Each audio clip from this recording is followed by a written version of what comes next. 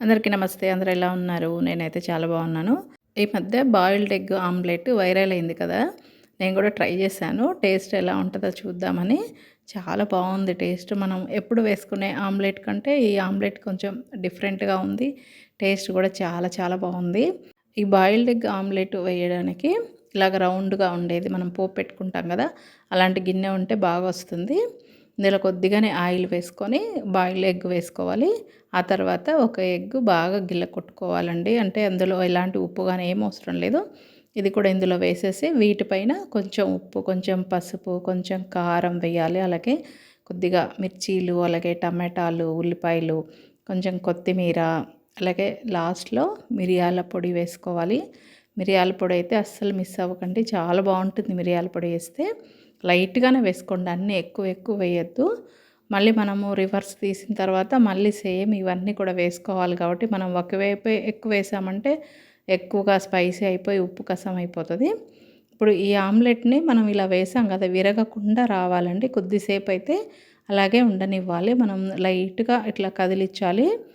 Omelette మనం వెంటనే తిప్పేసామంటే ఇరిగిపోయిద్ది. Spoon తోటి ఇలా స్లోగా కదిలించాలి.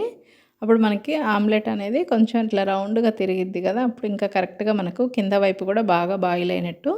అప్పుడు మనం స్లోగా రివర్స్ అయితే చేసుకోవాలి. ఇక్కడ మనం చెక్ చేసుకోవాలి.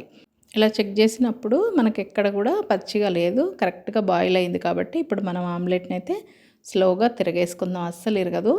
మామూలుగా అయితే నేను నాన్ స్టిక్ అయితే వస్తదేమో, దీంట్లో రాదేమో అనుకున్నాను. దీంట్లో కూడా చాలా ఈజీగా వచ్చింది. అస్సలు కట్ అవ్వకుండా నేను ఫస్ట్ సారి ట్రై చేసినప్పుడే చాలా బాగా వచ్చింది. టేస్ట్ కూడా చాలా చాలా బాగుంది. ఇప్పుడు మనము స్టార్టింగ్‌లో ఏమేమైతే వేసుకున్నామో ఇక్కడ కూడా ఉప్పు, కారం, పసుపు, అలాగే కొన్ని మిర్చీలు, టమాటా, ఉల్లిపాయలు, కొత్తిమీర, అలాగే చివరగా మిరియాల పొడి ఇవన్నీ కూడా వేసుకుంటే ఇవన్నీ వేసేలోపే మనం ఆమ్లెట్ తిరిగేసాం కదా! ఈ కింద వైపు కూడా మంచిగా బాయిల్ అయిపోతుంది. ఇప్పుడు ఆమ్లెట్‌ని అయితే తీసేసుకొని తినడమే. చాలా చాలా బాగుందండి. తప్పకుండా మీరు కూడా ట్రై చేయండి. అంటే మనం బాయిల్డ్ ఎగ్ ఆమ్లెటు సపరేట్‌గా టేస్ట్ అయితే చేస్తాం కదా! ఇవి 2 కలిపి ఆమ్లెట్ వేస్తే చాలా టేస్ట్ ఉంది. ఈ బాయిల్డ్ ఎగ్ ఆమ్లెట్ అయితే బాగా వైరల్ అయింది. చాలా బాగుంది టేస్టు. మీరు కూడా తప్పకుండా ట్రై చేయండి. ఈ వీడియో మీకు నచ్చితే ఒక లైక్ చేసి సబ్స్క్రైబ్ చేసుకోవడం మాత్రం మర్చిపోవద్దు.